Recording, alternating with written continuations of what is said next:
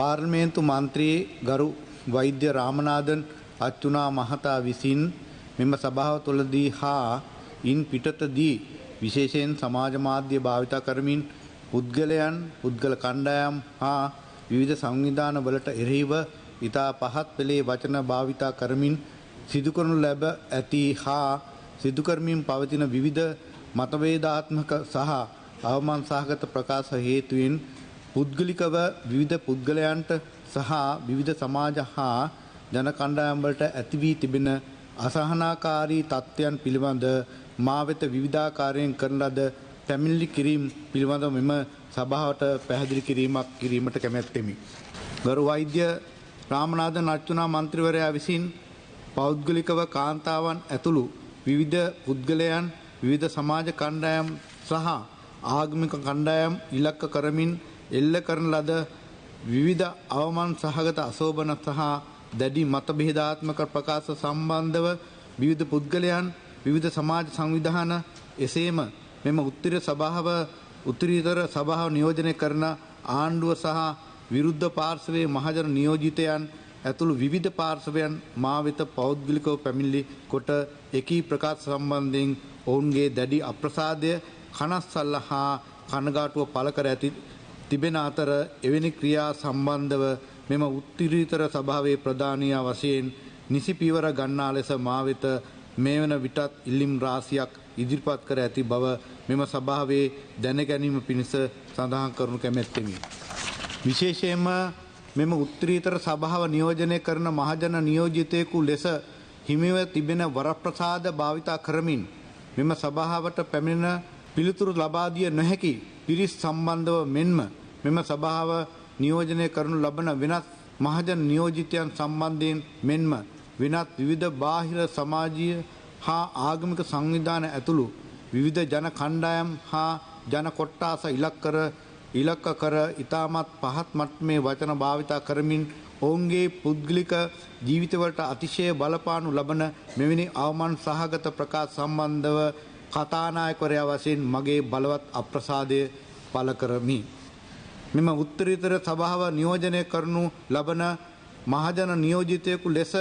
කරනු ලබන මෙම අවමාන සහගත සහ අශෝභන ප්‍රකාශ මගින් ආයතනයේ උත්තරීතර භාවයට බලවත් කැලලක් හා අවමානයක් සිදුවන බවත් මම අවධාරණය කිරීමට කැමැත්තෙමි. තවද ඒ තුලින් ජාතික සමගියට හා සංවිධාවට බලවත් හානියක් සිදුවන බවත් සඳහන් කිරීමට කැමැත්තෙමි. මෙවැනි ප්‍රකාශ කිරීමෙන් වරිකන ලෙස අවස්ථා කීපයකදීම අදාළ මන්ත්‍රීවරයාට මවසින් විවිධාකාරයෙන් අවවාද කර ඇතත් එකී උපදෙස් පිළිගෙන කටයුතු කරන ආකාරයක් පෙන්눔 කිරීමට අදාළ මන්ත්‍රීවරයා විසින් මුලින්ම අපොහසත් වී ඇති බවත් මම නිරීක්ෂණය කරමි. මන්ත්‍රීවරයා විසින් සිදු කරනු ලබන මෙම ක්‍රියා පාර්ලිමේන්තුවේ ස්ථාවර නියෝගවල විධිවිධානයන් පාර්ලිමේන්තුවේ බලතල හා වරප්‍රසාද පනතේ විධිවිධානයන් සහ පාර්ලිමේන්තු මන්ත්‍රීවරුන්ගේ චර්යා ධර්ම සංග්‍රහයේ ඇතුළත් විධිවිධාන මෙන්ම චිරාත් කාලයක් සිට පැවත එන පැරණි පාර්ලිමේන්තු සම්ප්‍රදායන්ට මුලින්ම පටහැනි හා අනුකූල නොවන බව මෙහිලා විශේෂයෙන් අවධාරණය කරමි. දිගින් දිගටම ගරු වෛද්‍ය රාමනාදන් අච්චුනා මන්ත්‍රීවරයා විසින් කරනු ලබන මෙම ප්‍රකාශ පිළිබඳ ඉතා ගැඹුරින් අධ්‍යයනය කිරීමෙන් හා සලකා බැලීමෙන් අනතුරුව ඒ ජාතික සමගියට හා සංවිධාවට එල්ලවන තර්ජනද සැලකිල්ලටගෙන කතානායකවරයා ලෙස මා වෙත ස්ථාවර නියෝගවල විධිවිධාන ප්‍රකාරව පැවරී ඇති බලතල වලට අනුකූලව 2025 මාර්තු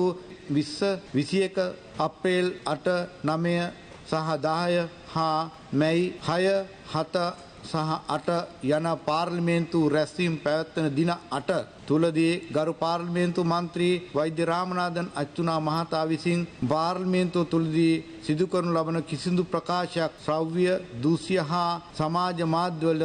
සජීවී විකාශය කිරීම අත්හිටුවීමට කටයුතු කරන ලෙස මම නියෝග කරමි. තවද අවස්ථානුකූලව